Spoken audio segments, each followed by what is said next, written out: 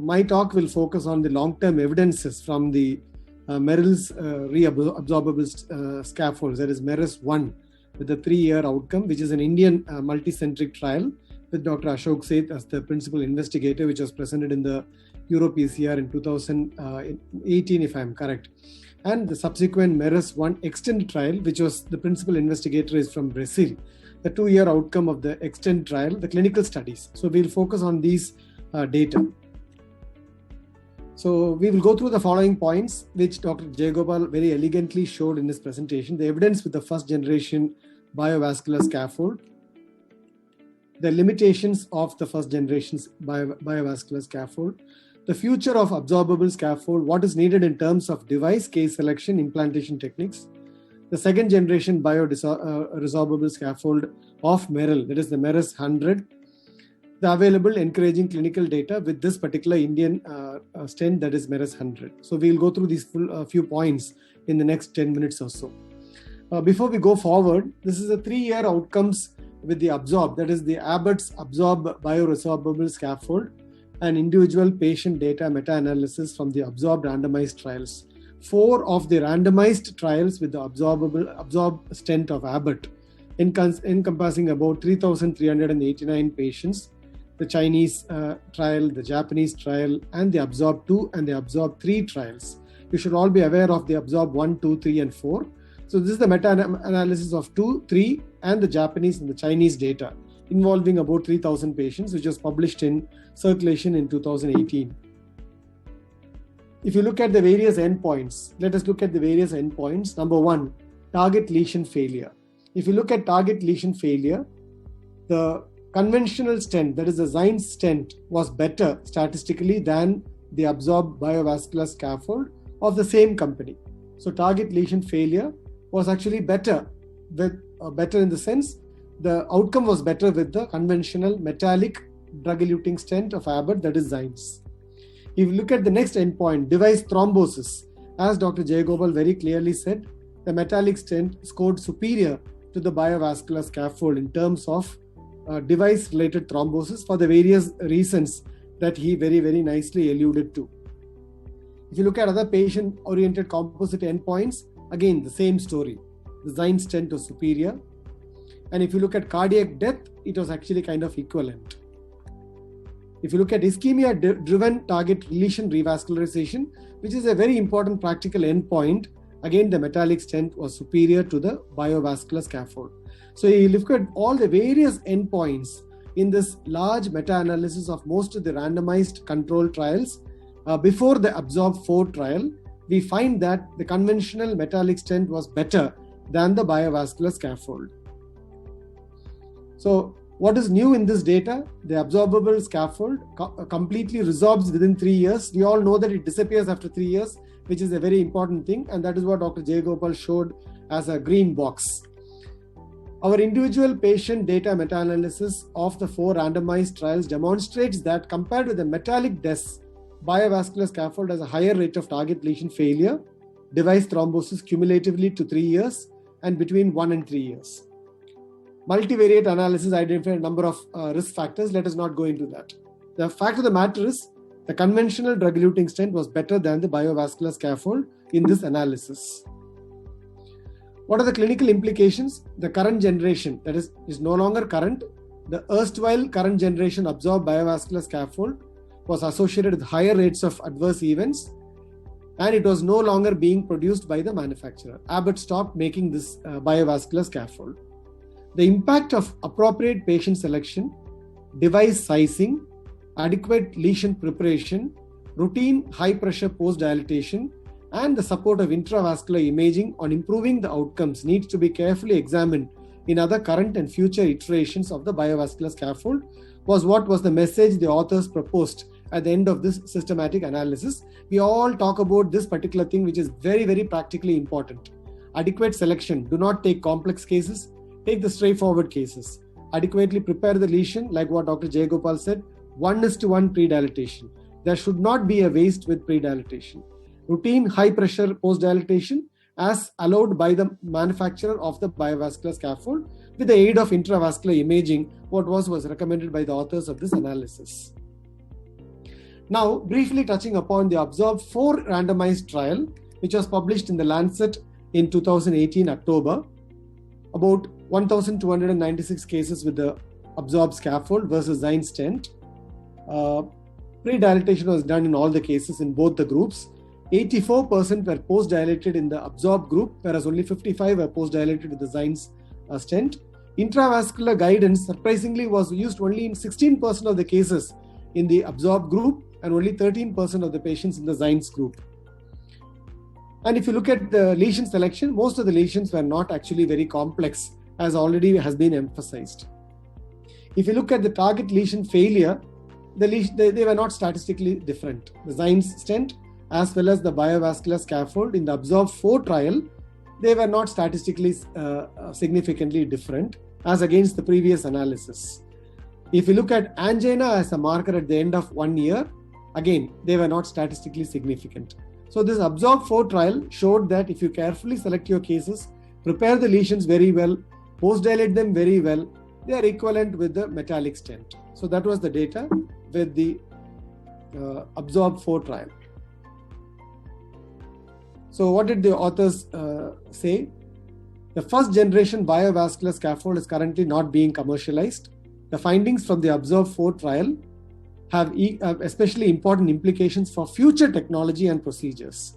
So that this set the stage for how good a future biovascular scaffold should be to overcome the limitations of the then available Absorb of Abbott. So that they suggested that future improvement in technology is called for. To improve early outcomes, second generation scaffolds with thinner struts, that was 150. So they proposed that thinner struts will make a difference. And improved expansion characteristics are very essential.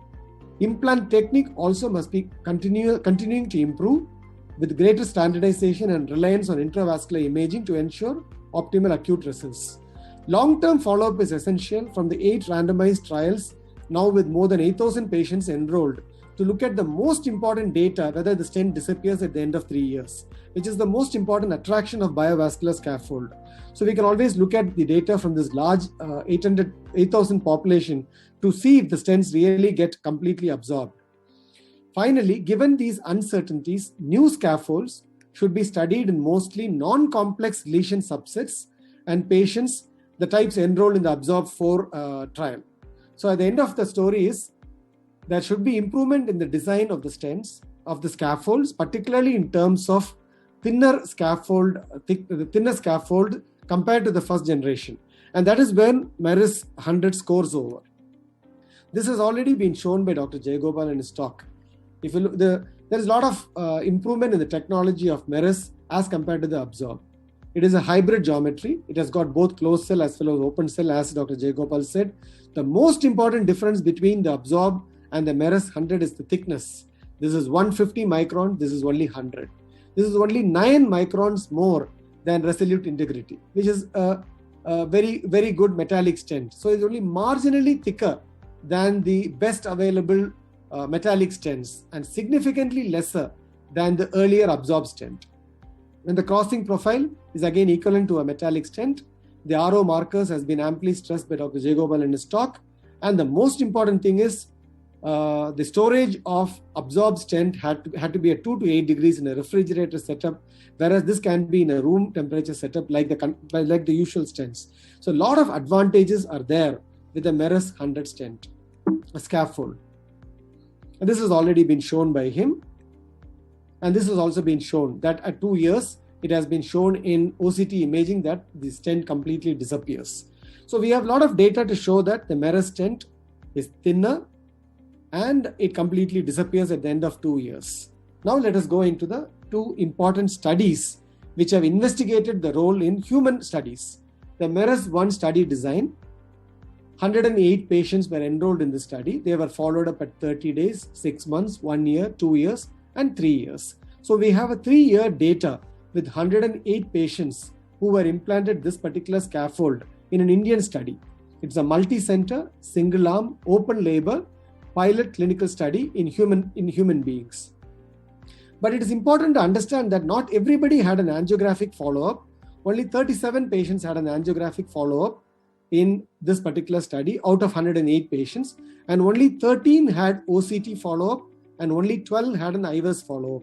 The number remains the same because whoever had an OCT follow-up at the end of 6 months, the same population only had a repeat OCT at the end of 2 years. So we can call it as a paired OCT analysis of the same population of patients. Likewise, IVUS was done in 12 patients at the end of 6 months. Only those 12 patients had a repeat IVUS at the end of 2 years. So it's a paired IVUS data. So you have paired IVUS data in 12 patients, you have a paired OCT data in about 37 patients, and an angiographic follow-up data in about 1/3 of the patient population. And a CT angiographic follow-up was done in 12 patients at the end of 1 year. So this is the kind of data set that you have with the MERIS-1 study. And the inclusion criteria, again, up to 2 lesions in native arteries, 1 lesion per target vessel allowed. The reference vessel diameter was 2.75 to 3.5, meaning small vessels were excluded. Lesion length, again 20 millimeters or less, meaning very discrete lesions were encouraged. Stenosis obviously more than 50 and less than 100. TIMI flow should be more than 1. Exclusions were recent myocardial infarction, prior revascularization, poor LV function, left main or ostial locations, significant calcification, bifurcation lesions, severe tortuosity and angulation, meaning no recent MI and easier lesion, simpler lesions were included in this particular study.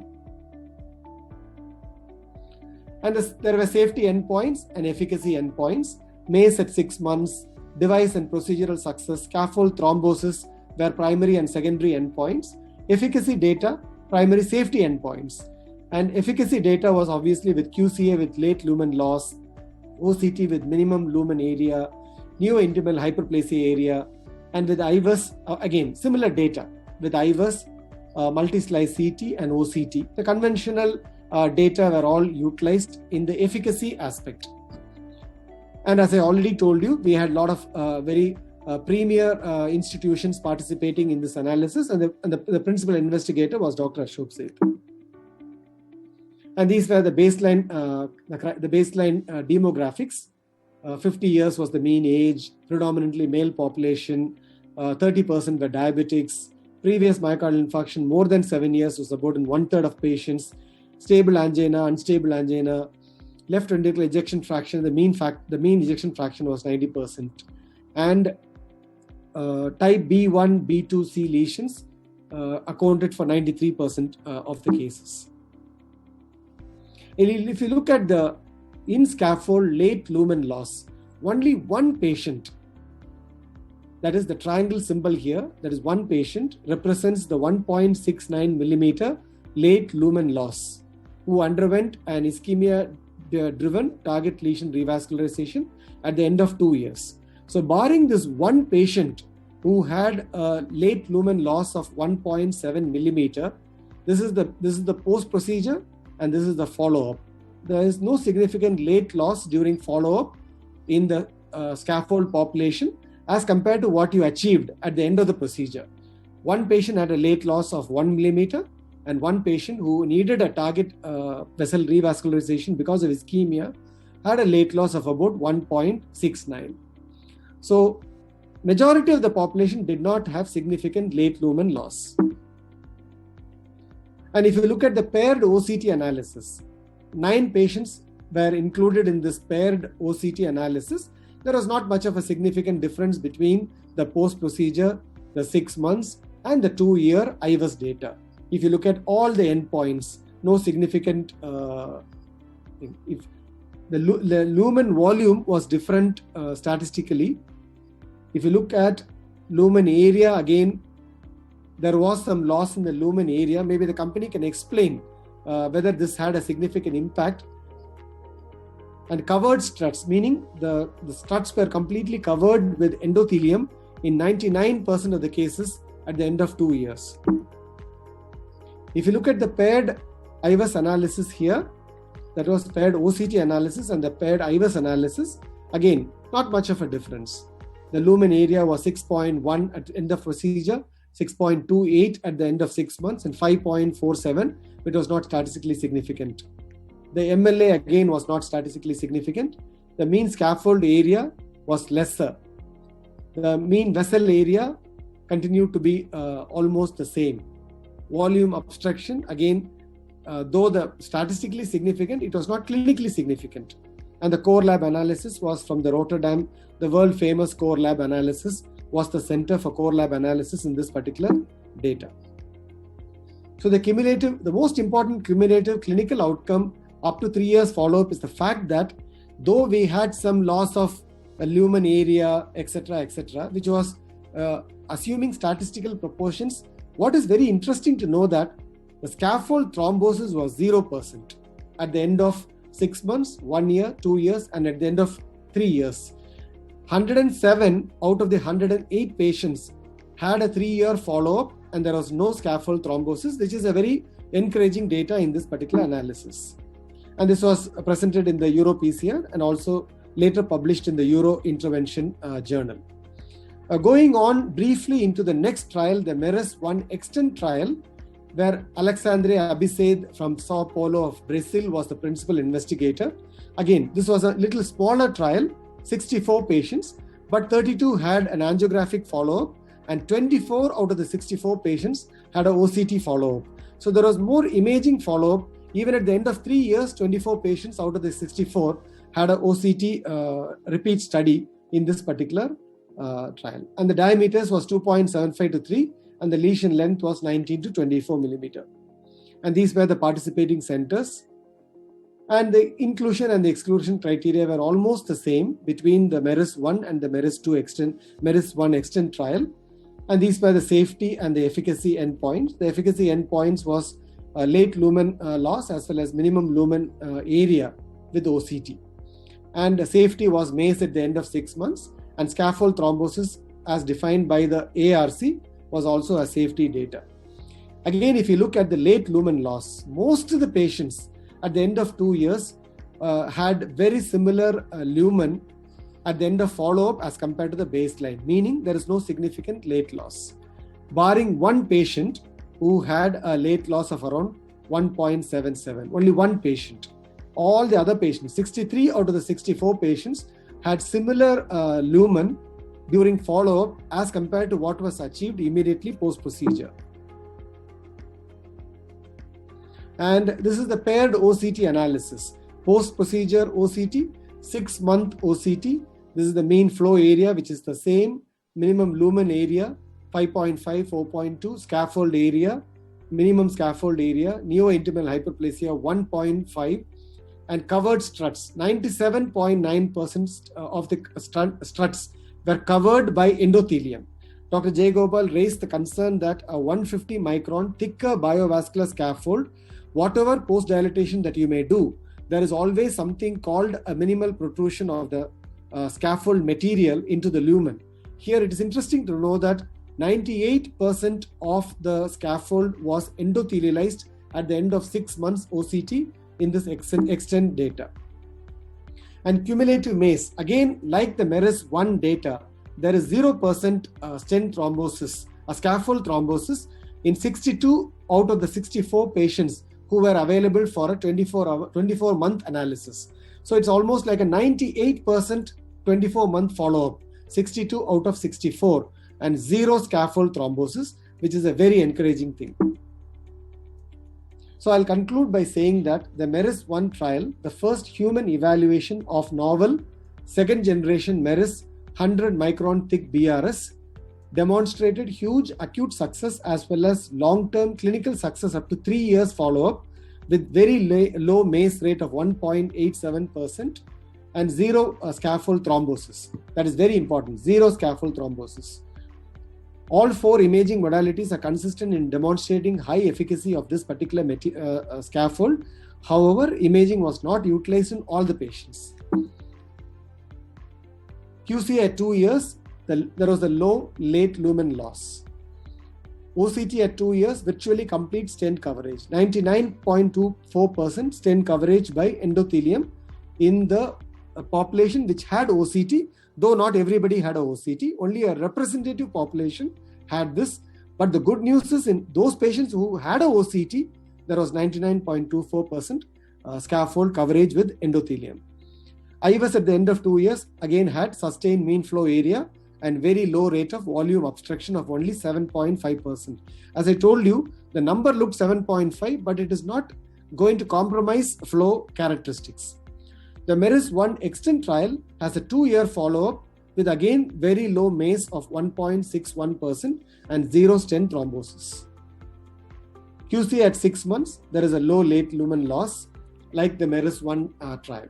So I'll conclude by saying that there were limitations with the earlier generation or the first generation biovascular scaffold, and the limitation was predominantly driven by the thicker struts of 150 microns, which made the implantation very, very stringent, and whenever the implantation was not good, there was trouble, as was shown in the meta-analysis that the conventional metallic stent was actually better, and that was a big step backward in development of BVS technology. And as Dr. Jayagopal very correctly said, it is a matter of pride that an Indian company has made revolutionizing modifications in the design of the scaffold, particularly in lowering the stent thickness, which in these data, which is a 3-year data and 2-year data of a small population, 108 patients in the first trial and 64 patients in the second trial, have 0 stent thrombosis, and all the parameters with the imaging, though not done in the entire population, is a very encouraging point. Thank you for your kind attention.